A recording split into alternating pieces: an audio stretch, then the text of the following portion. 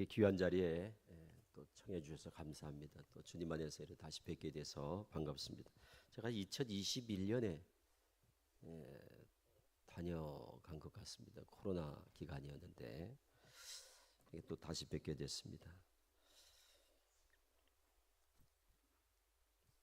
오늘 함께 나눌 말씀은 우리 데살로니가후서 2장 15절을 본문으로 해서 전통을 지키라 하는 말씀으로 함께 은혜 나누겠습니다. 또 마침 이번에 그 새벽 기도회 주제가 복음에 이끌리는 교회 이런 그 주제를 보니까 제가 준비한 그 말씀과 또 맥을 같이 하는 것 같아서 또 더욱 기뻤습니다.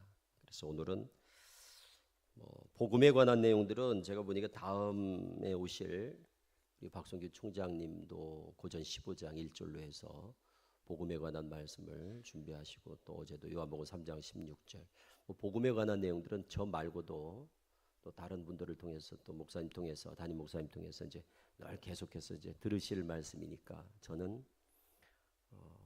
좀 이단을 우리가 어떻게 효과적으로 잘 대처하고 예방할 수 있을까 하는데 좀 초점을 맞춰서 그 부분에 좀 집중해서 소개를 드리겠습니다. 오늘은 좀 성경 구절을 조금 많이 좀 찾아야 될 것 같습니다. 그래서 한 구절 한 구절 찾아가면서 우리가 이단에 대해서 영적인 좀 면역력을 갖는 이단은 마치 바이러스와 같다고 생각이 됩니다. 그래서 그 영적 바이러스에 우리가 어떻게 뭘 보유하고 있어야 어떤 생각을 가지고 있어야 어떤 기준을 가지고 있어야 이단을 우리가 잘 분별할 수 있을까 또 이단에 빠지지 않을 수 있을까 이것이 이제 우리 성도님들이 이단 예방에 있어서 꼭 필요한 매우 중요한 요소이기 때문에 그 부분에 초점을 맞춰서 좀 말씀을 드리겠습니다. 이단은 교주가 있든 없든 대부분이 다 공통된 교리가 있습니다. 여러 가지가 있습니다. 그 가운데 하나가 잘못된 계시관인데 계시에 대해서 저희 정통 신학에서 말하는 계시와 다른 견해를 갖습니다. 한마디로 자기들이 새로운 계시를 통해서 새로운 말씀을 깨달았다, 알게 되었다고 얘기를 하는 겁니다. 특히 이제 교주가 있는 경우, 신천지나 하나님 교회나 통일교, 또 JMS, 또 이런 교주가 있는 사교 집단일 경우에는 그 부분이 훨씬 더 두드러집니다. 대부분 교주가 계시를 받았다 이런 거거든요. 또 새로운 말씀을 깨달았다. 주님을 만나서 아무도 알지 못한 비밀한 말씀을 알게 되었다. 신천지 같으면 이만희 교주가 6,000년 동안 봉해진 말씀을 예수님이 열어서 책을 주어서 이만희 교주가 그 책을 받아 먹었다 이런 겁니다. 대부분 다 꼭 책을 받아 먹었다 이렇게 하지 않더라도 봉해진 말씀을 처음 깨닫게 되었다, 알게 되었다. 그래서 이 말씀은 이 세상 누구도 알지 못한다. 오직 우리의 그들이 믿는 어떤 교주만 알고 있는 말씀이다. 신천지 같으면 구체적으로 이런 교리가 있습니다. 신천지는 비유한 노래라는 제목이 있습니다. 비유한 노래. 비유풀이를 많이 하니까 그 비유한 노래가 말씀입니다. 그럼 새 노래는 뭐냐? 새 말씀입니다. 그래서 요한계시록 14장에 시온산에 14만 4천이 모여서 새 노래를 배우고 부른다고 되어 있습니다. 그 시온산이 자신들 신천지 증거장막 성전이라고 그럽니다. 그리고 이제 자기들이 이제 시온산에서는 14만 4천인데 그들이 부르고 배우는 새 노래가 뭐냐? 해석을 그렇게 하는 거죠. 새 노래는 새 말씀.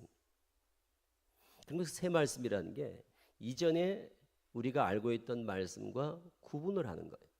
구별해서 우리가 지금 2000년 동안 예수 그리스도 이후 예수 믿으세요, 예수 그리스도를 복음으로 전했던 이 말씀은 옛날 노래가 되는 겁니다. 그래서 2000년 동안 불렀던 노래, 그리고 이제 앞으로 1000년 동안 부를 노래가 다르다. 그러니까 2000년 동안 부른 노래는, 우리가 불렀던 노래는 우리가 알고 있던 말씀이 되는 거고 복음이 되는 거고, 그리고 앞으로 1000년 동안 1984년부터 신천지는 천년왕국이 시작됐다고 그럽니다. 그래서 84년부터 1000년 동안 이제 부를 노래, 이게 바로 시온산에서 부르는 새 노래인데, 이것은 새로운 말씀, 새로운 복음, 이렇게 이해하는 겁니다. 비단 신천지만 그런 게 아닙니다. 통일교도, 하나님교회도, JMS도 다 똑같습니다. 그럼 빠지는 사람들은 왜 빠지는가 하면 바로 이 부분 때문에 빠지는 겁니다. 처음 듣는 거예요. 가서 들어보면 이단 교리는 대부분 다 처음 듣는 겁니다. 똑같은 거면 굳이 이단 소리를 들어가면서 눈치 봐가면서 몰래 그쪽을 선택할 이유가 없지요. 그런데 굳이 내가 다니던 출석하던 교회를 떠나서 신천지로 간다거나, 내가 믿던 예수님 더하기 또 다른 교주를 또 믿는다거나, 이렇게 다른 선택을 하는 것은 기존에 우리가 알고 있던, 배워서 믿고 있던 것과 뭔가 다른 게 있는 겁니다. 그 다른 게 다른 교리예요. 그래서 성경 공부를 하다가 빠지는 데가 요즘 대세 아닙니까? 이단은 크게 미혹하는 방법에 따라서 두 부류로 구분을 합니다. 하나는 신비주의, 능력, 표적 막 보여주는 것, 귀신이 쫓겨나고, 그리고 안진뱅이가 일어나고, 능력을 행한다 하고, 이렇게 해서 가시적으로 보여주는 걸로 미혹하고 혹하게 하는 이단이 있습니다. 이걸 보여주는 이단이라고 합니다. 성경 공부로 가르치고, 성경 공부를 가르쳐서, 성경을 가르쳐서 미혹하는 이단이 있습니다. 이거 가르치는 이단이라고 합니다. 근데 우리가 옛날에는 다 보여주는 이단이 득세를 하다가 최근에는 다 가르치는 이단이 득세하는 그런 상황입니다. 그 가운데 단연 두드러진 데는 신천지입니다. 여호와 증인도 가르치는 교회입니다. 가르치는 이단입니다. 구원파도 가르치는 이단, 신천지도 가르치는 이단, JMS도 가르치는 이단. 공통점이 뭐냐? 성경 공부를 한다는 거예요. 그래서 여호와 증인도 집에 와서 성경 공부 가르치지 않습니까? 그러니까 가르쳐서 미혹을 하는 거예요. 그럼 빠지는 부류가 대부분 성경을 배우다가 빠지는 겁니다. 그러니까 미혹하는 방법에 따라 미혹되는 대상도 딱 특정이 되죠. 보여주는 이단에는 좀 연세 드신 분들이라든가, 또 여성분들이라든가, 또는 환자라든가, 이런 분들이 이제 많이 들어가는 성향이 있습니다. 그런데 가르치는 이단에는 대부분 젊은이들, 청년들이 많이, 대학생들이 많이 빠진다는 특징이 있죠. 지적 호기심 때문에. 그러니까 배우는 거에 익숙하니까. 신천지가 아주 대표적입니다. 그러니까 신천지는 성경 공부 좋아하는 사람들, 배우는 거 좋아하는 사람, 지적 호기심이 많은 사람들, 영적 갈급자, 이런 사람들이 빠지지 않습니까? 그래 들어가 보면 대부분 이구동성으로 하는 말이 있습니다. 특히 신천지 같으면 물어봅니다. 우리가 뭐가 그래 좋았어? 이렇게. 저는 이제 신천지 매일 탈퇴한 사람들을 이제 매일 성경 공부를 제가 이제 시키니까, 매일 전 만나는 사람들이 신천지 탈퇴자들이지 않습니까? 그럼 물어봐요. 뭐가 그래 좋았냐? 청년들한테. 또 어르신들은 뭐가 그래 좋으셨어요? 그럼 똑같은 얘기를 합니다. 저는 머리털 나고 그런 말씀을 들어본 적이 없었습니다. 첫 강의에 저는 완전히 미쳐버렸습니다. 실제도 그렇거든요. 저도 신천지에서 20년 동안 제가 교육 책임자로 있었으니까 너무 잘 알죠. 빠지는 사람들이 똑같습니다. 첫 강의 듣고 속된 말로 미쳐버리는 거예요. 그런데 그 완전히 매료가 되는 이유가 뭔가 하면 한 번도 못 듣던 얘기를 듣는 거예요. 생소함입니다. 생소함. 그래 다 똑같은 얘기를 해요.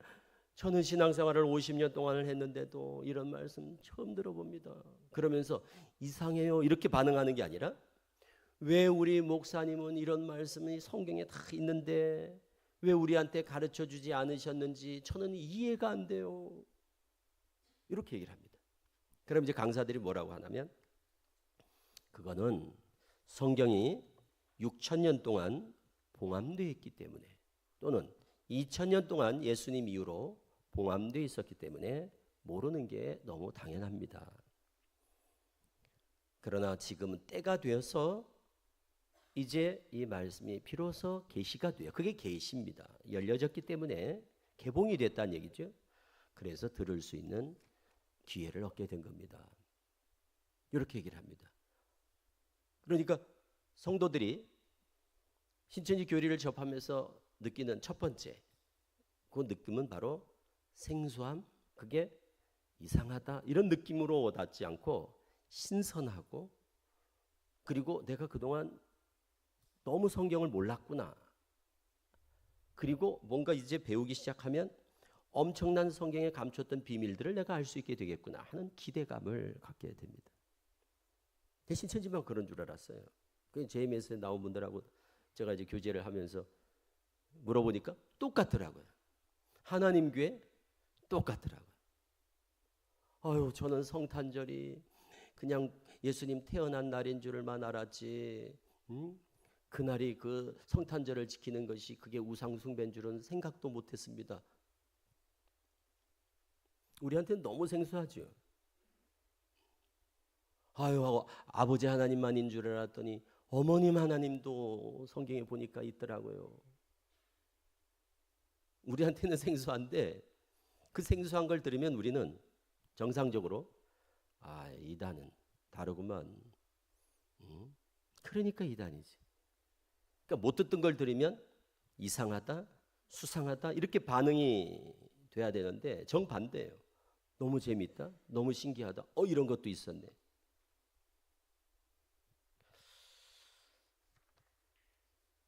그래서 우리가 성경에서 그런 부분에 대해서 어떻게 경고하고 있는지 또 권면하고 있는지를 한번 찾아보도록 하겠습니다.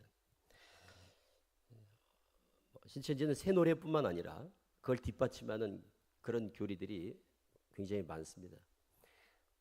신천지는 비유한 양식이 말씀이에요.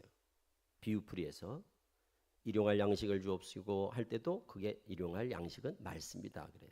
그러니까 양식이 나오면 물이나 또는 마시는 물 또는 먹는 양식, 음식, 떡 이런 게 나오면 다 말씀으로 해석을 합니다. 우리도 뭐 그런 얘기는 하죠. 영적인 양식 이런 얘기는 하죠. 우리도 또 기도는 뭐 영적 호흡이다 이런 얘기를 하듯이. 그런데 신천지는 그 비유풀이를 이제 모든 것에 적용해서 성경에 보면 마태복음 24장 45절에 이런 말씀이 있습니다. 충성되고 지혜 있는 종이 되어 때를 따라 양식을 나눠줄 자가 복이 있다 이런 말씀이 있습니다. 그러니까 때를 따라 양식을 나눠줄 자, 때를 따른 양식, 그 목자가 이만희 교주라고 그래요. 그래서 이만희 교주는 때를 따라 양식을 나눠준다는 거예요.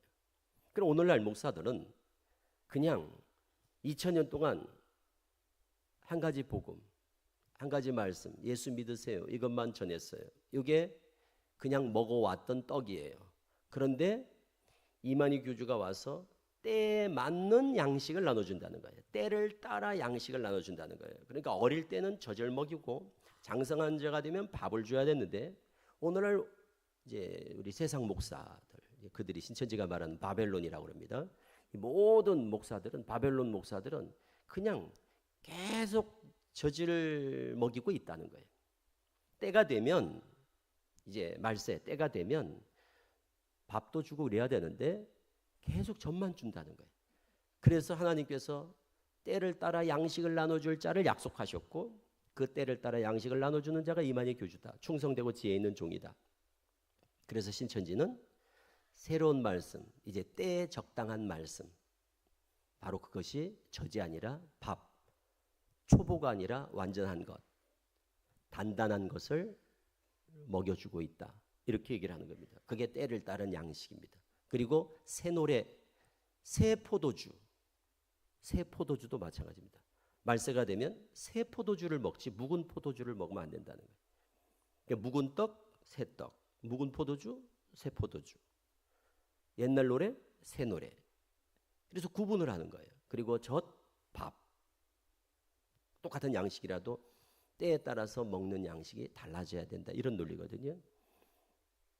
그리고 감추었던 만나라는 말씀이 있습니다. 계시록 2장 17절에 보면 만나는 말씀인데 감추었던 만나, 이거는 그동안 한 번도 구경하지 못했던 봉해진 말씀을 감추었던 만나라고 비유했다는 거예요. 그래서 이기는 자에게 감추었던 만나를 주는데 이기는 자가 이만희 교주예요. 그러니까 이기는 자 이만희 교주가 감추었던 만나를 받았다는 거예요. 예수님한테. 그 감추었던 만나가 뭐냐? 그동안 봉해져서 아무도 알지 못했던 말씀, 감추었던 만나, 요거를 신천지에서 비로소 이제 오픈해서 공개해서 먹여주고 있다. 그러므로 신천지에 가야 때에 따른 양식, 때에 따른 말씀, 때에 따른 복음, 새 시대 새 말씀을 들을 수 있다. 배울 수 있다. 그래야 그것이 구원이다. 이렇게 얘기를 하는 겁니다. 우리는 교주는 없습니다만 안식교 같은 경우도 우리 안식일교회 있지 않습니까? 안식일교회. 거기도 채식교리라는 게 있습니다. 채식교리. 그러니까 채식을 해야 된다는 거예요. 그래서 옛날에 이상구 박사라는 분이 뭐 채식에 대해서 막 그 홍보를 했었잖아요. 지금은 이제 그분이 회심해서 돌아왔습니다. 이상구 박사님이 안식교회에서 있다가 나와서 그래서 TV에 나와서 맨날 뭐 채식 얘기를 하고 그랬던 게 그때는 안식교의 어떻게 보면 전도사로서 아주 맹활약을 했었죠. 그 채식교리라는 게 뭐냐면 엘렌 G 화이트라는 그 안식교를 창시한 그 자칭 선지자라고 하는 사람이 하나님께 계시를 받아서 깨달았다는 거예요. 그래서 그거를 뭐라고 부르는가 하면 현대교리 그래요. 현대교리, 그러니까 현대복음 같은 거예요. 그러니까 새로운 복음, 새로운 교리, 아무도 모르는 걸 본인이 깨달았다는 거예요. 그러니까 이런 식입니다. 다. 그런데 성경에서는 그런 것들을, 그런 일이 있을 줄 알고 이게 다 이단이란 말이에요. 그러니까 이런 일들이 있을 줄 알고 성경에서는 그런 부분에 대해서 아주 엄히 경고를 해놨어요.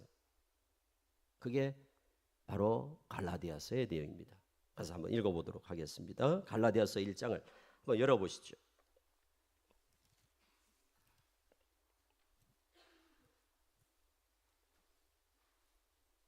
자, 좀 더 집중할 수 있도록 직접 한번 한 목소리로 읽어보겠습니다. 갈라디아서 1장 6절부터입니다. 같이 합독하겠습니다. 시작. 그리스도의 은혜로 너희를 부르신 이를 이같이 속히 떠나 다른 복음을 따르는 것을 내가 이상하게 여기노라. 다른 복음은 없나니 다만 어떤 사람들이 너희를 교란하여 그리스도의 복음을 변하게 하려 함이라. 그러나 우리나 혹은 하늘로부터 온 천사라도 우리가 너에게 전한 복음 외에 다른 복음을 전하면 저주를 받을지어다. 아멘. 9절을 마저 볼까요? 9절. 우리가 전에 말하였거니와 내가 지금 다시 말하노니 만일 누구든지 너희가 받은 것 외에 다른 복음을 전하면 저주를 받을지어다. 아멘. 그래서 사도 바울이 그때도 고린도 교회 안에, 갈라디아 교회 안에 이렇게 복음을 변개하고 또 오직 믿음이 아니라 그래도 뭐 율법을 좀 더 지켜야 되는 게 아닌가라는 변개된 거짓 복음을 전하는 갈라디안 이단들이 있었습니다. 이게 오늘날까지 2000년이라는 세월이 흘렀지만 지금도 이런 이단들이 계속되고 있는 거예요. 거기에 대해서 지금 사도 바울은 다른 복음이 없다 하고 단언하고 있습니다. 그리고 저주를 받을 것이다. 아주 강하게 경고하고 있습니다.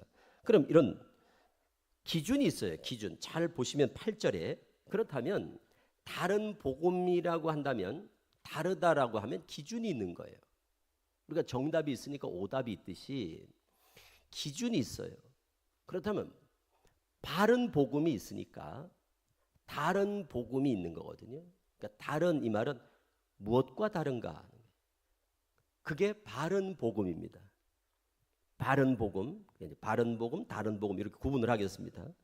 그럼 바른 복음이 뭔가? 그 기준이 명확하게 나와 있습니다. 한번 읽어보시죠. 잘 보시죠.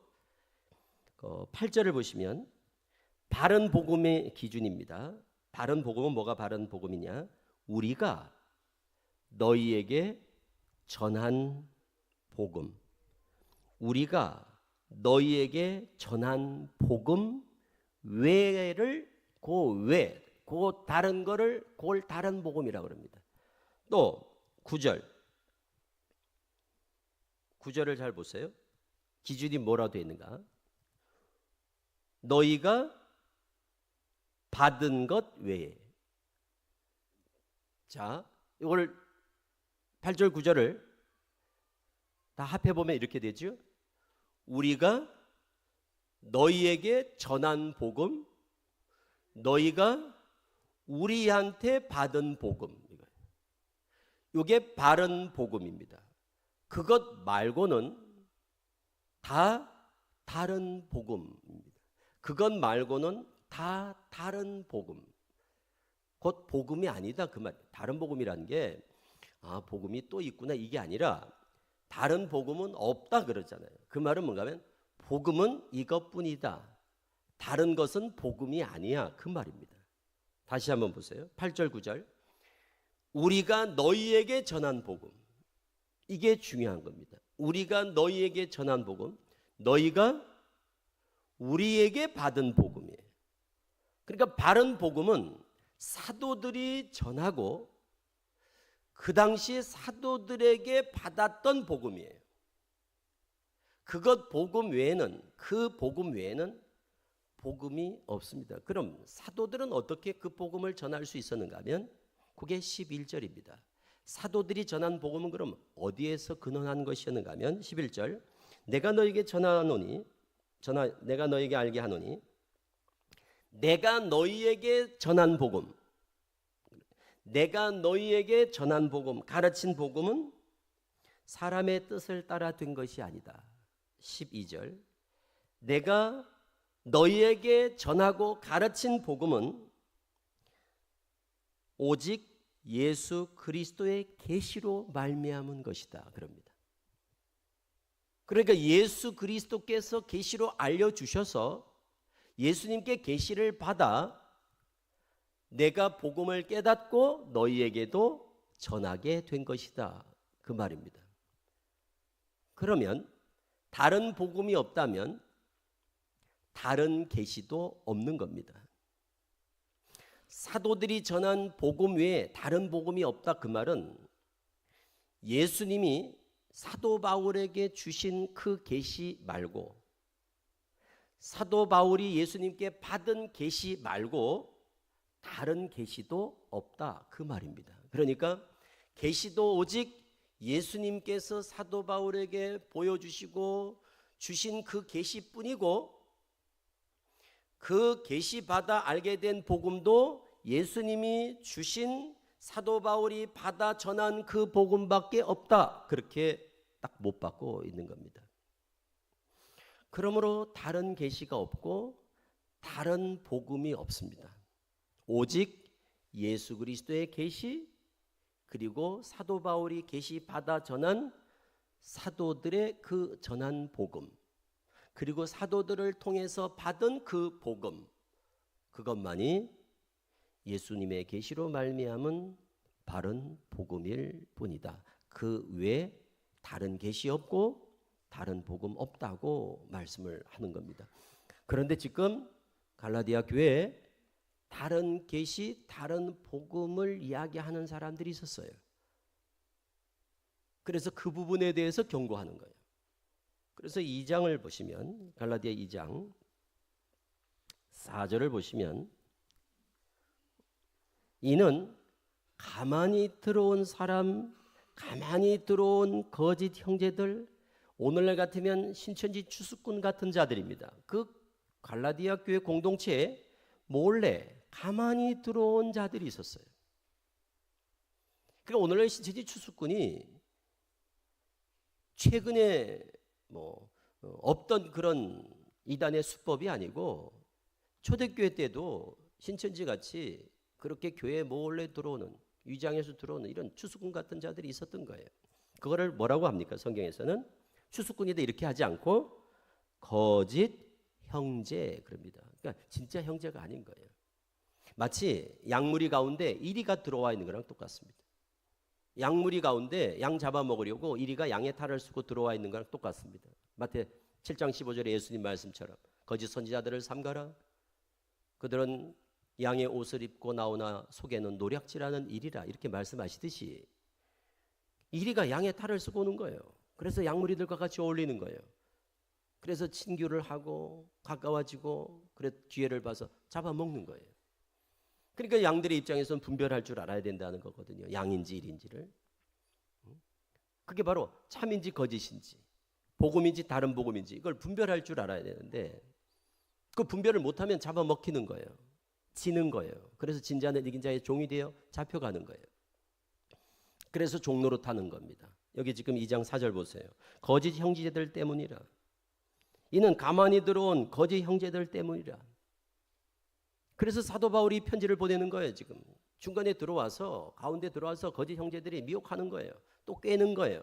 그럼 또 사람들이 그거에도 혹해서 또 귀를 기울이는 거예요. 그러니까 이 소식을 들은 사도 바울이 속상해서 편지를 보내는 거예요. 갈라디아 교회. 너무너무 안타까운 마음이 느껴지지 않습니까? 4절 보세요. 그들이 가만히 들어온 이유가 있대요. 그럼 이 거짓 형제들이 왜 들어오느냐? 추수꾼들이 들어오는 이유와 똑같습니다. 들어온 것은 그리스도 예수 안에서 우리가 가진 자유를 엿보고 우리를 종으로 삼고자 함이로되 우리가 진리 안에서 자유함을 얻은 꼴을 못 보는 거예요. 이 사단과 이단들이.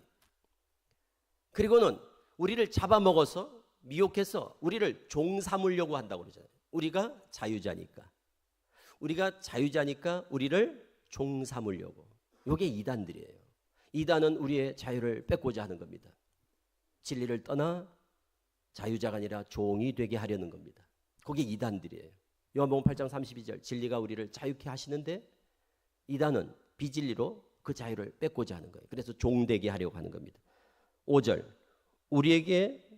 그들에게 우리가 한시도 복종하지 아니하니 그럼에도 넘어가지 않았다는 거예요. 그들의 꾀에 넘어가지 않았다는 거예요. 꾀임에. 이는 복음의 진리가 항상 너희 가운데 있게 하려 함이라. 그러니까 복음의 진리가 우리 가운데 있으면 흔들리지 않습니다. 넘어가지 않습니다. 그들의 꾀임에 빠지지 않아요. 혹하지 않아요. 그런데 진리가 없으면, 바른 복음이 없으면, 바른 계시관을 갖지 못하면 흔들리고 혹하고 넘어가는 거예요. 3장 1절에 사도 바울은 갈라디아 교회 성도들에게 이렇게 호소합니다. 3장 1절 읽어보시죠. 어리석도다. 갈라디아 사람들아, 예수 그리스도께서 십자가에 못 박히신 것이 너희 눈앞에 밝히 보이거늘 누가 너희를 꾀더냐 그러잖아요. 누가 너희를 미혹하더냐? 누가 너희를 꾀더냐? 그러면서 3절 말씀에 이같이 너희가 어리석으냐? 바른 복음을 너희가 듣지 않았느냐? 우리가 너에게 전하지 않았느냐? 그런데 그런 말을 듣고 또 혹하느냐? 너희가 성령으로 시작하였다가 이제 육체로 마칠래? 그 말이 여기서 나오는 겁니다. 성령으로 시작하였다가 육체로 마칠래? 그러니까 이단에 빠진다는 건 성령으로 시작하였다가 육체로 마치는 결과를 가져오는 겁니다. 너무 안타까운 일이죠. 이 갈라디아서에서 복음의 기준을 명확하게 제시하고 있는 거예요. 이게 갈라디아서뿐만이 아닙니다. 대부분의 서신서를 보면 사도들이 이단 문제를 거의 언급합니다. 이단 문제가 언급되지 않은 그런 서신이 거의 없습니다. 그 당시에 이단들이 우후죽순처럼 밀어나서 많은 성도들을 초대교회 때부터 미혹하는 일이 있었거든요. 그러니까 성도들이 그런 말을 듣고 흔들리고 또 혹하고 그러니까 사도들의 그 근심거리 중에 하나가 바로 이단 문제였어요. 늘 염려가 되고 그러니까 편지를 쓰는 거예요. 그 가운데 유다서를 한번 보겠습니다. 유다서. 요한계시록 바로 전입니다.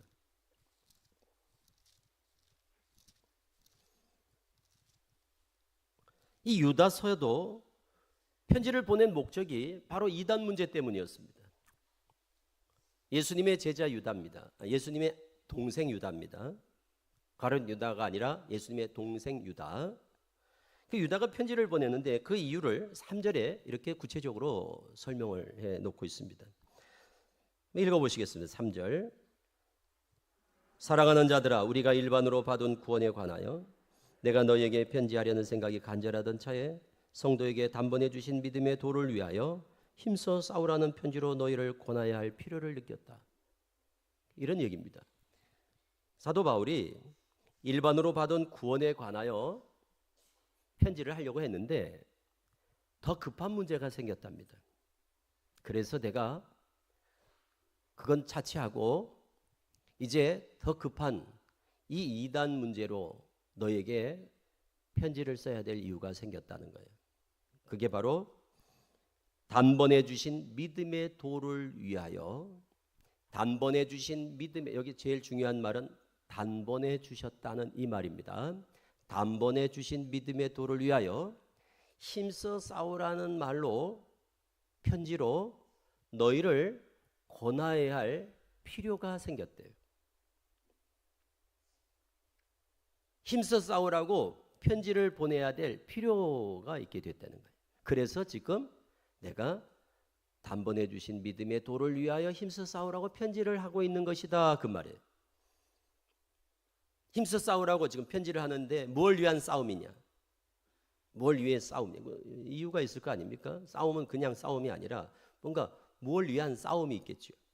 그게 바로 단번에 주신 믿음의 도를 위하여 힘써 싸우라는 편지입니다.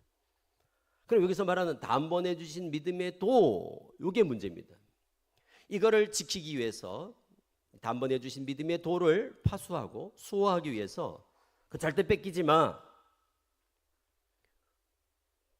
그걸 뺏으려고 하는 놈들이 있을 거야. 그러니까 그거 절대 뺏기지 않기 위해서 어떻게 하라고요? 힘써 싸워야 돼. 이러고 지금 고면하는 내용이 유다서입니다. 그러면 누가 이걸 뺏으려고 할까? 어떤 자들이 지금 이렇게 쳐들어오는 것일까? 그러니까 힘써 싸우라고 그러죠. 대적이 있으니까 싸우라고 그러죠. 그럼 누구랑 싸우라고 하는 걸까? 누가 단번에 주신 믿음의 도를, 그것을 뺏으려고 하는 것일까? 허물려고 하는 것일까? 무너뜨리려고 하는 것일까? 그게 4절입니다. 이는 이러잖아요. 이는, 이 말은 뭔가 하면 이렇게 힘써 싸우라고 편지를 보내는 이유는, 내가 이렇게 급히 편지를 쓰게 된 까닭은, 이는 가만히 들어온 사람 몇이 있습니다. 여기 또 나오죠? 가만히 들어온 사람 몇이다. 가만히 들어온 사람 누굴까? 이들이 바로 갈라디아서 2장 4절에서 말하는 가만히 들어온 거짓 형제와 똑같은 자들이에요. 그러니까 이게 비단 갈라디아 교회의 문제가 아니라 초대교회 때 모든 교회에 이런 일들이 있었던 거예요. 그게 지금까지도 계속되고 있고, 가만히 들어온 사람 몇이 있습니다. 그들은 이게 거짓 형제들이에요. 양의 옷을 입은 이리 같은 자들, 신천지 추수꾼 같은 자들이 들어온 것은 옛적부터 이 판결을 받기로 미리 기록된 자니 경건하지 아니하여 우리 하나님의 은혜를 도리어 방탕한 것으로 바꾸고, 은혜를 방탕한 것으로 바꿔버려요. 복음을 변질하고 변질케 하고, 복음을 변개케 하고, 혼잡케 하고, 왜곡하고, 이런 거예요. 홀로 하나이신 주제 곧 우리 주 예수 그리스도를 부인하는 자예요. 예수 그리스도를 부인하는 자, 이게 적그리스도라고 합니다. 바로 이단입니다. 오늘날 이단. 그런데 3절에 그들과 힘써 싸우는데 그 싸움의 목적이 뭐냐? 뭘 위한 싸움이냐? 단번에 주신 믿음의 도, 이 말이 중요한 겁니다. 그럼 여기 단번에 주셨다는 이 말이 무슨 뜻일까? 단번에 주신 믿음의 도가 뭘까? 이게 바로 바른 복음입니다. 바른 복음. 그럼 왜 단번에라는 말이 강조되는가? 히브리서 10장을 보겠습니다. 히브리서 10장을 보겠습니다.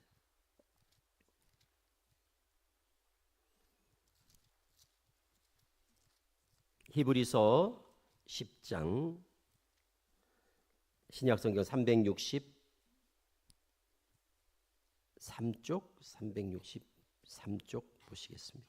히브리서 10장.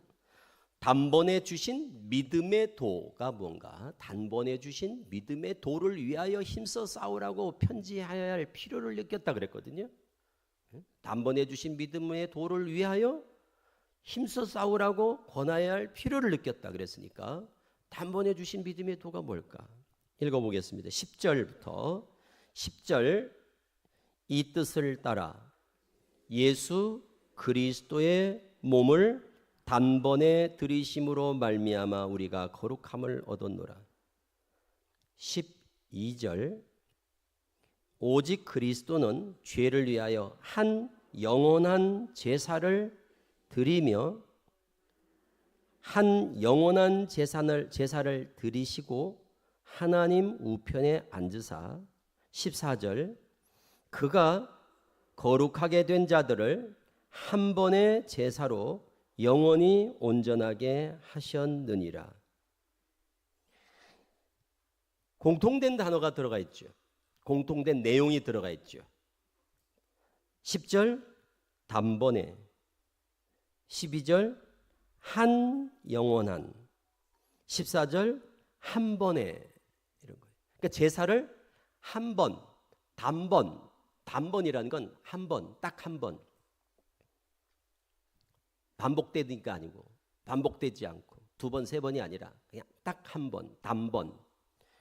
그 단번의 제사로 예수님께서 십자가 위에서 단번의 제사로 속죄를 이루셨는데 그 속죄의 효과가 영원하고, 그리고 얼마 속죄를 이루셨습니까? 어느 정도? 한 50%? 80%? 90%? 99%가 아니라 100% 완전하게. 그래서 14절에 그것이 다 포함된 구절이 14절입니다. 한 번, 완전, 영원. 이게 다 포함된 구절이 10장 14절. 중요한 구절입니다. 이걸 우리는 흔히 이렇게 말합니다. 영단번 속죄. 이렇게 이제 얘기를 하는데, 영단번 속죄. 이렇게 얘기를 하는데, 그게 가장 응축되어 담겨진 구절이 10장 14절입니다. 다시 한번 읽어보겠습니다. 10장 14절. 그가 거룩하게 된 자들을 한 번의 제사로 영원히 온전하게 하셨느니라. 자, 한 번으로 충분하니까, 한 번으로 충분하니까 또 제사 드릴 필요가 없지요. 충분하니까 온전하지요. 그러니까 온전한 제사였으니까 또 드릴 필요가 없으니까, 또 속죄를 위한 뭔가가 필요치 않으니까 그 효력이 몇 년? 1000년? 2000년? 효력이 영원하다, 이렇게 말하는 겁니다. 효력이 영원하니까 그 뒤에 또 다른 속죄를 위한 제사, 죄 사함을 위한 어떤 제사가 필요가 없다. 그래서 단번에 온전한 영원한 속죄, 이거를 우리가 영단번 속죄 이렇게 얘기를 합니다. 그게 14절에, 그래서 18절에, 10장 18절에 이렇게 예수님이 십자가로 단번에 온전히 영원히 우리의 죄를 사하셨으므로 다시 죄를 위하여 제사 드릴 필요가 없게 되었다. 제사 드릴 것이 없게 되었다. 근데 신천지 교리에 이런 교리가 있습니다. 시험 문제, 신천지가 시험을 많이 보는데 그 시험 문제에 이런 문제가 있습니다. 오늘날 우리는 어떻게 해야 죄 사함을 받습니까? 이 문제가 있어요. 답이 세 개입니다. 세 가지. 1번, 비유를 깨달아야 합니다. 두 번째, 예수님의 살과 피를 먹어야 합니다. 세 번째, 새 언약을 지켜야 합니다. 그런데 새 언약을 지켜야 된다, 그 말은 그들하고 우리가 이제 새 언약에 대한 이해가 다르니까 어쨌든 새 언약을 지킨다, 새 언약이 성취됨으로 죄 사함을 받는다는 건 맞아요. 근데 신천지는 새 언약이 우리랑 다르니까 그게 문제죠. 또 예수님의 피와 살을 먹어야 된다, 그것도 맞아요. 그런데 예수님의 피와 살을 그들은 또 달리 해석을 하는 게 문제죠. 그런데 가장 어처구니가 없는 것은 첫 번째, 비유를 깨달아야 죄사함을 받는다 이겁니다.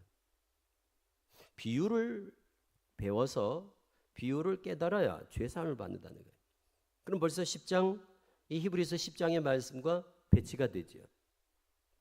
히브리서에서는 다른 것으로 이제 속죄를 위한 뭔가가 필요치가 않다 그랬는데 2000년이 지난 오늘날 누가 와서 비유를 깨달아야, 내가 가르치는 비유를 알아야, 신천지에 와서 비유를 배워야 죄사함을 받아, 이렇게 말한다면 적어도 히브리 기자가 말한 이 말씀이 맞다면 신천지의 가르침은, 신천지의 주장은 비성경적이 될 거고, 만일 신천지 말이 맞다면 히브리서 기자의 이 말, 성경 자체를 부정하는 것이 되겠죠.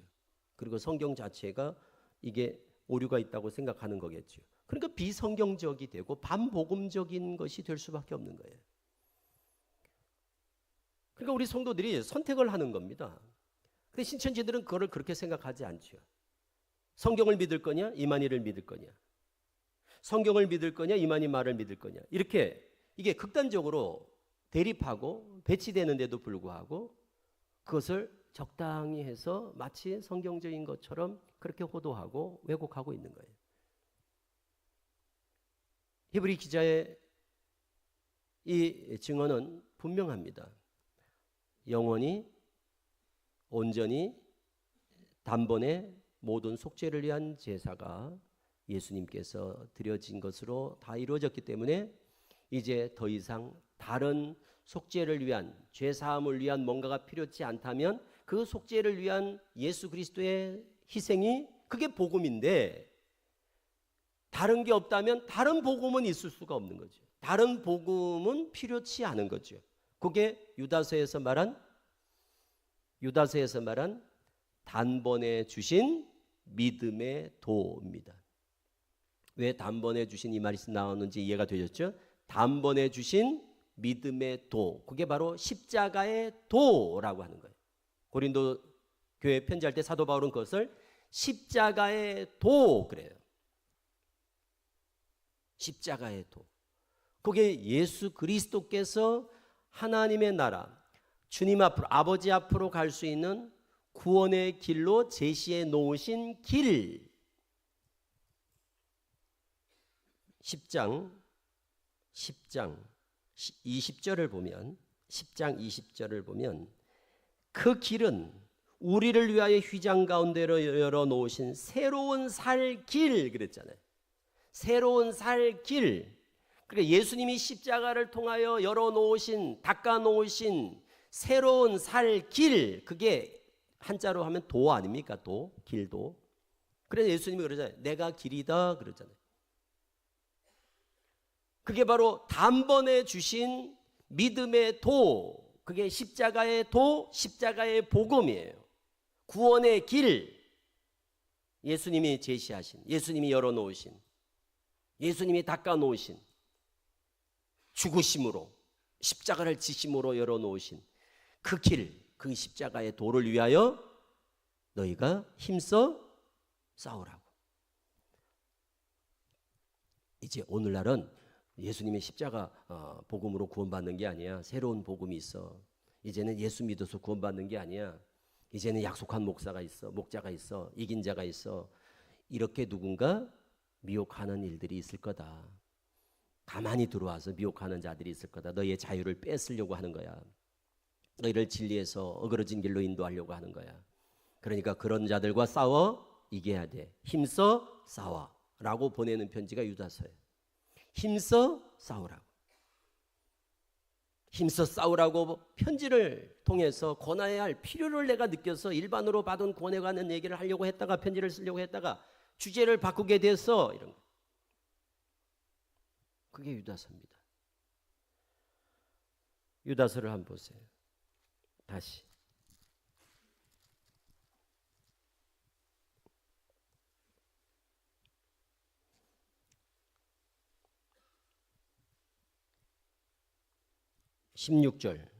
유다서 16절. 이렇게 옛적부터 판결을 받기로 미리 기록된 자들, 심판을 받기로 예비된 자들, 이렇게 심판의 대상자가 되는 미혹하고 미혹받는 자들이 어떤 자들인가 하면 16절, 이런 사람들은 원망하는 자입니다. 그리고 불만을 토하는 자입니다.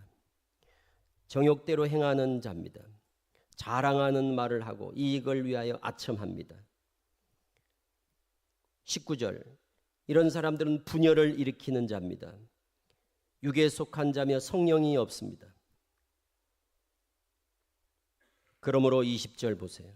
사랑하는 자들아, 이러고 이제 유다가 권하는 거예요.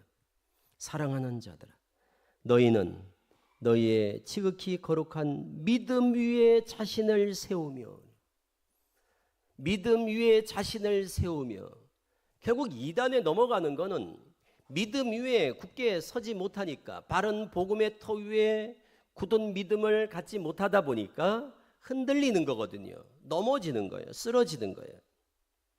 그래서 지극히 거룩한 이 진리의 말씀, 바른 복음, 바른 도, 단번에 주신 믿음의 도, 그 도 위에, 십자가의 도 위에 거룩한 믿음을 가지고 그 믿음 위에 자신의 신앙을 세워가야 되는데, 그것을 세우지 못하는 자들이 넘어지는 거예요. 그래서 이단에 빠진 사람들은 다 공통점이 뭐냐? 믿음이 없어서 빠지는 거예요. 그럼 왜 믿음이 없느냐? 바른 복음을 모르기 때문에. 믿음은 들음에서 나는데, 바른 복음을 제대로 듣고 깨닫지 못한 거예요. 분별을 못하죠. 그러니 바른 믿음을 가질 수가 없죠. 바른 믿음을 갖지 못하니 미혹하는데 견딜 힘이 없죠. 힘이 믿음인데, 힘써 싸우라고 그럴 때 이단과 미혹하는 자들과 싸워 이길 수 있는 힘은 믿음입니다. 우리 찬송가에 믿음이 이기네 하는 말씀이 있듯이, 결국 믿음이 있어야 이기는데 믿음이 없는 거예요. 그럼 믿음이 왜 없느냐? 말씀을 듣지 못하는 거예요. 바로 깨닫지 못하는 거예요. 듣는다는 게 뭐 소리를 못 듣는다는 게 아니라 못 알아듣는다는 겁니다. 복음을 헤아리지 못하고 분별하지 못한다는 거예요. 바른 복음관을 갖지 못하는 거예요. 바른 계시관을 갖지 못하는 거예요. 그러니까 잘 몰라요. 오늘날 우리 성도들이 신천지에 빠진 사람들만이 문제가 아니라, 진지하게 오늘 이 시간 통해서 우리 성도님들이 스스로 좀 자문해 보셨으면 좋겠어요. 저는 신천지에서 나온 사람들을 상담하면서, 그리고 신천지에 있을 때 제가 수천 명, 수만 명을 교육을 시켰지 않습니까? 그래서 우리 한국교회, 죄송하지만 우리 한국교회 성도들을 수준을 제가 어느 정도 알아요. 수준을.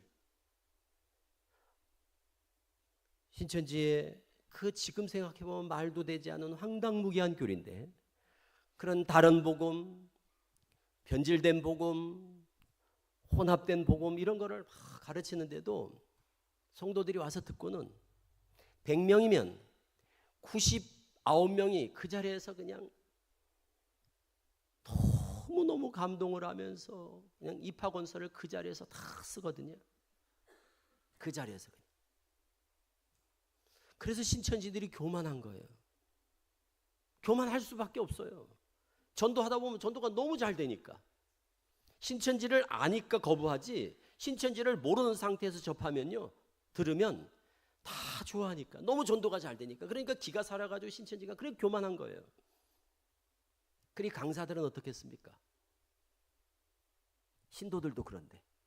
그래서 신도들이 겁없이 목사님들한테 와서 성경 가지고 토론합시다, 성경 가지고 공개 토론합시다, 성경 질문 있습니다, 대답해 보세요, 이러고 돌아다니는 거예요. 신천지가 너무 전도가 잘 되니까. 이게 우리, 안타깝지만 우리 한국교회 현실입니다. 그 말은 뭔가 하면, 우리 성도들이 복음을 잘 모르더라고. 우리 성도님들 생각해 보세요. 평생 들은 게 복음이다 이렇게 말씀하실 수 있어요. 그런데 누가 와서 복음이 뭡니까? 저한테 복음을 한번 전해주세요, 이랬을 때 우리 성도님들이 기회다, 성경 말씀을 딱 펴서 성경에 몇 장 몇 절, 몇 장 몇 절, 몇 장 몇 절, 몇 장 몇 절, 몇 장 몇 절, 몇 장 몇 절, 이렇게 한 19절 정도 복음을 제시할 수 있는 분들이 몇 분이나 될까 한번 생각을 해보세요. 스스로 생각해 보시라고 말씀드리는 거예요. 스스로. 물어보면요, 평생 들은 것 같아. 그래서 다 아는 것 같아요. 막상 내가 입을 열어서 복음을 전하고 선포하는 것은 다른 문제입니다. 내가 복음을 아는 것과 믿는 것과 그것을 전하고 선포하는 것은 다른 문제입니다. 신천지는 스피치 훈련을 시킵니다. 스피치 훈련을 시켜요. 그래서 신천지에 들어가면 내성적인 사람도 외향적이 되고, 그리고 말도 못하는 친구들이 신천지 갔다 오면 몇 년 있다 오면 말을 잘하고, 이런 이유가 있어요. 왜? 스피치 훈련을 시키니까. 스피치 훈련이 뭔가 하면 강의, 설교하는 훈련을 시키는 거예요. 그래서 신천지 친구들 보세요. 갔다 온 청년들 보세요. 다 기도 잘하죠. 다 말씀 잘하죠. 나가서 뭘 말을 잘해. 왜? 계속 훈련을 시키니까. 그래서 말도 안 되는 건데도 신천지들 보세요. 할 말이 많죠. 여호와 증인들 보세요. 몇 시간씩 전하잖아요. 와서. 왜? 다 훈련을 하거든요. 성경 구절 몇십 구절 몇백 구절씩 암송하거든요. 그러니까 여호와 증인들 보세요. 10분간 전해보세요. 그러면 몇 장 몇 절 구약 신약 왔다 갔다 하면서 다다다닥 나름대로 체계적으로 딱 전하죠. 똑같이. 왜? 훈련을 받아서 그렇습니다. 오늘 한국교회 가장 안타까운 점이, 저는 평생 복음을 들었다는 분들이 왜 신천지 교리를 듣고 맥없이 빠지고, 이유가 뭔가 하면 평생을 들었는데 한 번도 노래를 계속 듣긴 들었는데 한 번도 노래를 불러본 적이 없는 거예요. 그래서 들으면 굉장히 익숙해. 막 우리 노래 들으면 익숙하면 막 흥얼거리고 따라 하잖아요. 그러니까 굉장히 익숙해. 그래서 이 노래 잘 아세요? 잘 알지. 그 잘 알지라는 게 뭐예요? 너무 많이 들어서 내게 익숙해, 그거예요. 복음은 익숙한 것이 내 것이 아닙니다. 귀에 익숙하다고 내 것이 되지 않습니다. 절대. 그래서 평생을 들었는데도 해봐 그러면 못하는 분들이 있듯이, 익숙한데, 친숙한데, 십자가의 복음이 어쩌면 우리에게 그렇게 그냥 친숙하게만 느껴지고 있지는 않습니까? 그래서 말해보라고 그러면 잘 몰라요. 성경 구절도 별로 잘 몰라. 이제 연세가 있으신 분들이 성경 구절을 암송하는 거는 좀 힘들지. 저도 잘 안 되더라고요, 이제. 그러나 가능하면 이제 하나님의 복음을 딱 선포하면 필요한 구절들이 있거든요. 그래서 가급적이면 성경을 많이 읽기도 해야 되지만 중요한 핵심 구절들을 암송하는 훈련도 꼭 필요하다고 저는 생각을 하고, 그리고 복음을 정리를 좀 하셔야 됩니다. 정리되지 않은 지식은 내 것이 아닙니다. 정리되지 않은 지식은 내 것이 아닙니다.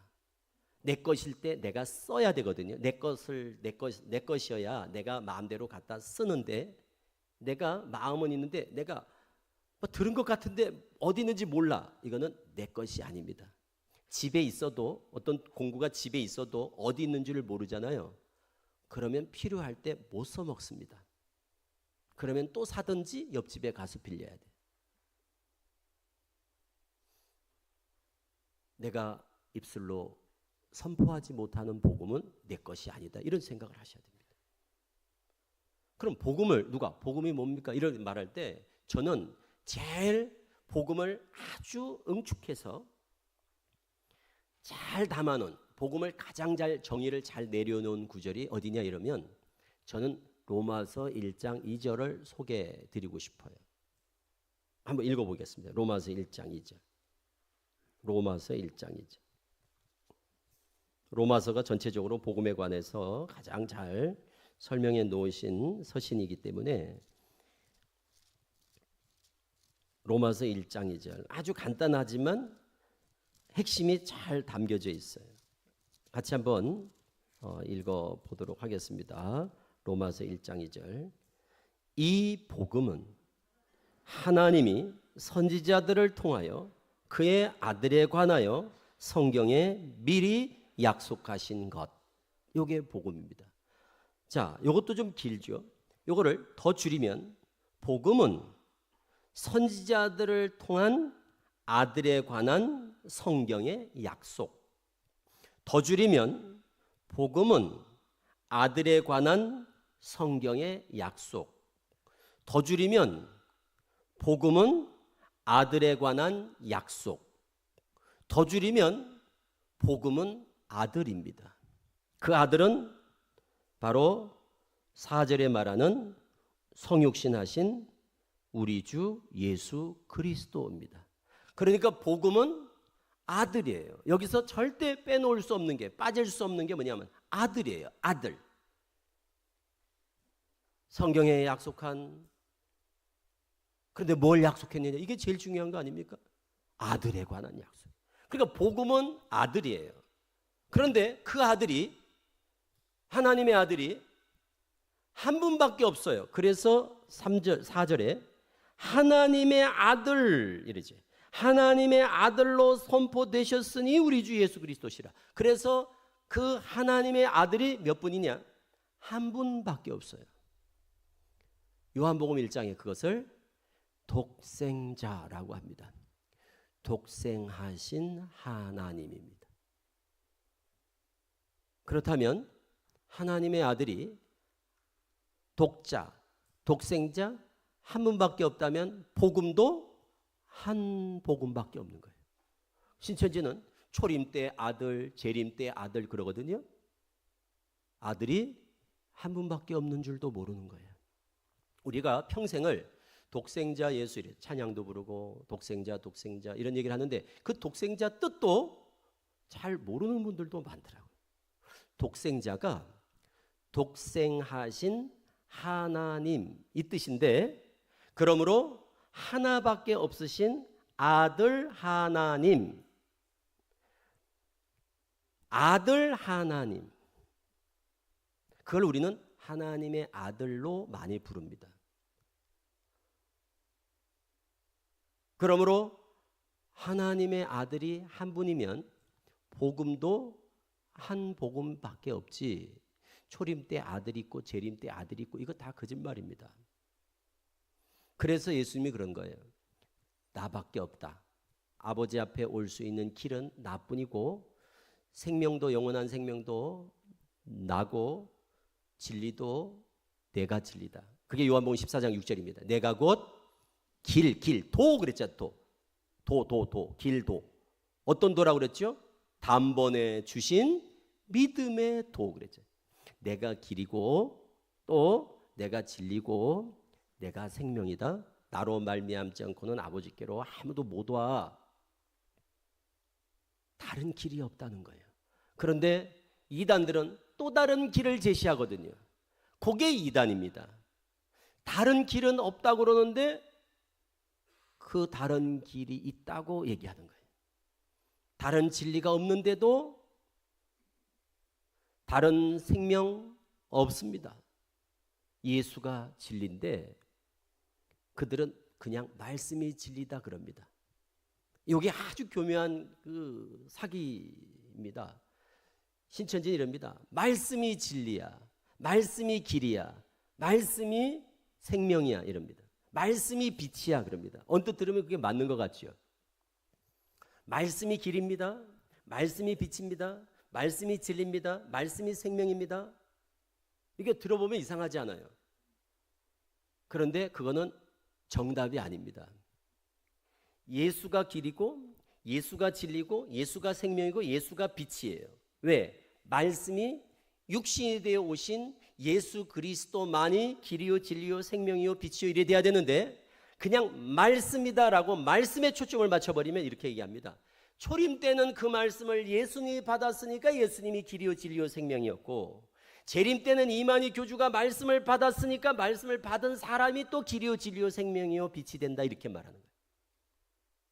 그러니까 길이요 진리요 생명이 빛이 아니라, 진리가 아니라 말씀이 아닙니다. 그 말씀이 육신이 되어 오신 예수 그리스도만이 길이요 진리요 생명이요 빛입니다. 이게 중요한 겁니다. 그러니까 말씀에 자꾸 관심을 갖게 하는 거예요. 그런데 그 말씀이 육신이 되어 오신 예수 그리스도, 그분은 시대마다 말씀이 육신이 되는 게 아니거든요. 오직 예수 그리스도만이 말씀이 육신이 되어 오신 길이요 진리요 생명이요 빛 되신 분입니다. 그래서 다른 진리 없다, 다른 생명이 없다, 다른 복음이 없다, 다른 계시가 없다. 그러니까 예수 그리스도에게 모든 건 다 초점이 맞춰져야지 그것이 분산될 수 없습니다. 초림 때, 재림 때 이렇게 나눠질 수 없어요. 오늘 말씀드리는 내용의 요지를 충분히 아셨을 겁니다. 사도행전 4장 12절에 그래서 이런 말씀이 나오는 거죠. 다른 이름은 없나니, 다른 이름은 없나니, 천하에 구원받을 만한 다른 이름을 우리에게 주신 일이 없다. 그러니까 구원받을 만한 다른 이름이 있을 수가 없는 거예요. 다른 이름이 없습니다. 보세요. 다른 복음은 없고, 다른 계시가 없고, 또 다른 진리가 없고, 다른 길이 없고, 다른 예수가 없다는 거예요. 제가 신천지에 20년 있다 나와서 말씀을 마무리 지면서 저 따라서 나온 분들이 있었어요. 그때 한 어른들이 한 2,000명 되는 제가 개척해서 이제 한 20년 동안 이제 제가 몸담았던 교회에서 이제 나왔잖아요. 그런데 그 사람들에게 제가 왜 나오게 되는지를 설명할 갑자기 이렇게 나오는 바람에 기회가 없었어요. 그래서 잘 몰랐어요, 영문이. 그러다 보니까 제 취지를 모르고 제가 나오는 이유를 모르는 분들이 대부분이었고 이제 아는 분들이 한 60명 정도 같이 얼떨결에 따라 나온 거예요. 제가 나오니까 같이. 그분들하고 이제 제가 예배도 아니죠. 뭐 그냥 기도 초소를 그냥 나왔으니까 당장 나와 있으니까 모일 데가 없으니까 그냥 폐카페에서 문 닫은 카페에서 그냥 모여가지고 이제 주일날 예배 안 할 수가 없으니까 그냥 모였어요. 처음 그때 제가 설교를 한 제목이 뭐였냐면 주제가 민수기 21장이었습니다. 그런 생각이 들었습니다.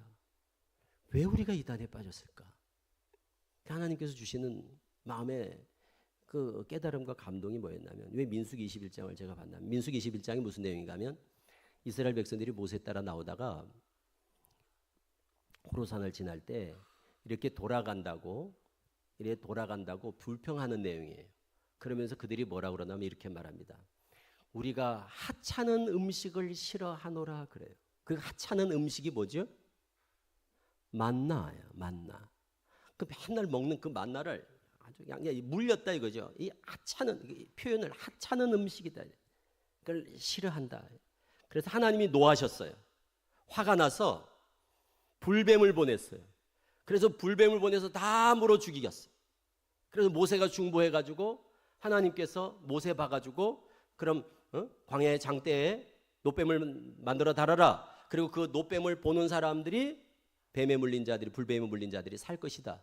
그래서 뱀을 만들어서 놋으로 장대에 달아서 그걸 보는 사람이 살아나는 사건 아시죠? 광야의 노뱀 불뱀 사건입니다. 그거를 딱 깨닫게 해주시더라고요. 그래서 첫날 신천지에 나온 거 얼떨결에 지금 뭐 이거 전 신학도 안 했을 때고 그때는 그냥 신천지에 있다가 그냥 얼떨결에 나와가지고 지금 뭐 이렇게 나와 있으니까 얼마나 혼란스러웠겠어요. 그런데 그런 깨달음을 주신다. 너희들이 왜 갔냐 거기를. 마치 불뱀에 물린 것 같더라고요. 신앙의 여정 가운데. 신앙의 여정 가운데 불뱀에 물린 것 같아요. 그 왜 물렸을까? 그게 딱 생각이 나는 거예요. 우리가 하나님께서 하늘에서 내려주시는 만나를 감사히 받아 먹지 못하고 그걸 하찮게 생각을 하는 거예요. 하찮게. 인간적으로 보면 물릴만도 하죠. 아침, 점심, 저녁 세 끼를 40년을 그 만나를 먹었다고 생각해 보세요. 물릴만도 하지만 인간적으로. 그런데 그게 하나님께서 주시는 가장 귀한 양식인 줄을 모르고 투박을 하고 투정을 하고 하찮다고 생각했던 우리가 아닌가라는 생각에 우리가 회개하자 그랬어요. 그때 뭐 잘 복음도 잘 모르고 신천지에 나와가지고 그랬지만 저는 그런 마음에 너무 하나님 앞에 죄송스럽고 우리가 귀한 걸 귀히 여기지 못했구나 하는 것에 대해 너무 자책이 되고 부끄럽고 너무너무 회개가 되는 거예요. 그래서 우리가 잘 모르지만 우리 회개하자. 그리고 나는 그때 선언했어요. 제가 나는 다시 십자가로 돌아가겠다. 원래 신천지에 있다 나오면 다 교주가 되거든요. 대부분 간부들이. 저랑 같이 나온 친구도 교주가 됐거든요, 지금. 그런 경우가 많아요. 사람들을 모아봤으니까. 저는 신학을 준비하다가 주의 종이 되겠다고 서운한 그 상태에서 신천지를 갔기 때문에, 그래서 저는 신천지에 나오자마자 선언을 했어요. 저는 십자가로 우리 돌아가자. 그 대신 돌아가기 전에 철저히 회개를 해야 된다. 우리가 왜 이렇게 험한 길을 돌아왔겠느냐. 하나님께서 우리에게 뜻하신 바가 있을 거고 뭔가 깨우치고자 하는 바가 있을 거다. 그게 뭐냐? 회개다. 민수기에서 말하는 뱀에게 물린 이스라엘 백성들과 우리가 뭐가 다르냐? 그 만나가 언제부터 언제까지 먹는 거죠?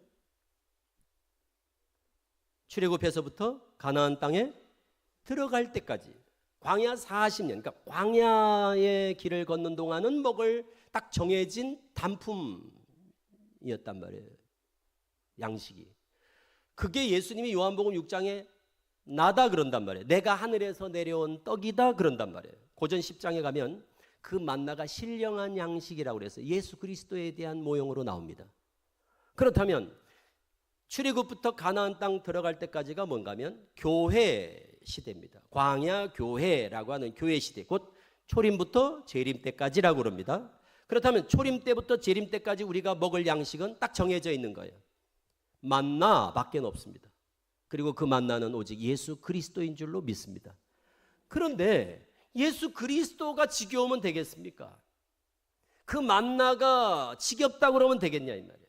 하찮다? 어쩌면 이단에 빠지는 이유는 그 만나가 지겹다고, 이제 아주 지겹다고, 뭔가 딴 거 좀 먹고 싶다고 해서 선택한 것이 다른 예수일 뿐입니다. 그게 다른 복음이고 그게 다른 계시로 말미암은 허황된 거짓교리 이단 사설일 뿐입니다. 그러므로 우리 성도님들에게 마지막으로 권면하고 싶은 말씀은 그겁니다. 우리에게 주신 예수 그리스도, 곧 하나님의 아들, 아들 하나님, 아들, 복음, 그 외에 다른 것이 없습니다. 이게 물리지 않으려면 이 참맛을 알아야, 그냥 계속 반복되는 것에서 오는 지겨움이나 그게 아니라 이 참맛을 알면 결코 지겹지 않고 물리지 않습니다. 못 깨달았기 때문에 그래요. 그래서 복음은 들을수록 새롭고 복음은 들을수록 은혜가 있고 복음은 들을수록 영적인 힘을 공급하지 지루하거나 지겹거나 식상하지 않습니다. 그건 못 깨달았다는 증거입니다. 그러므로 복음에 이끌리는 교회, 너무 주제가 멋있고 좋아요. 우리 송원교회가 복음에 잘 무장이 되고 또 복음으로 잘 굳게 서시고 견고하게 든든하게 개인의 신앙도 세워져야 되고 교회도 복음의 이끌림을 받아서 하나님 앞에 사랑받고 또 칭찬받는 또 영광 돌려드리는 그런 귀한 주의 몸된 교회가 될 수 있기를 주님의 이름으로 축원합니다. 기도하겠습니다. 아버지 감사합니다. 오늘 이렇게 귀한 시간 사랑하는 모든 주의 자녀들 주님 앞에 나와 엎드려 기도하게 하시고 또 복음을 듣게 하시고 복음의 소중함을 다시금 일깨워 주심으로 주님께서 우리에게 단번에 주신 십자가의 도가 얼마나 값지고 소중한 것인가를 깨닫게 해주시니 감사합니다. 부디 바라옵기는 우리 송원 가족들 모두가 진리의 터 위에 복음의 터 위에 굳게 신앙의 전을 건축하게 하시고 송원교회가 복음에 이끌림 받는 교회, 든든히 복음을 선포하는 진리의 기둥이 될 수 있는 교회가 되도록 굳게 세워 주옵소서. 우리 주 예수 그리스도의 이름으로 축복하며 기도합니다. 아멘.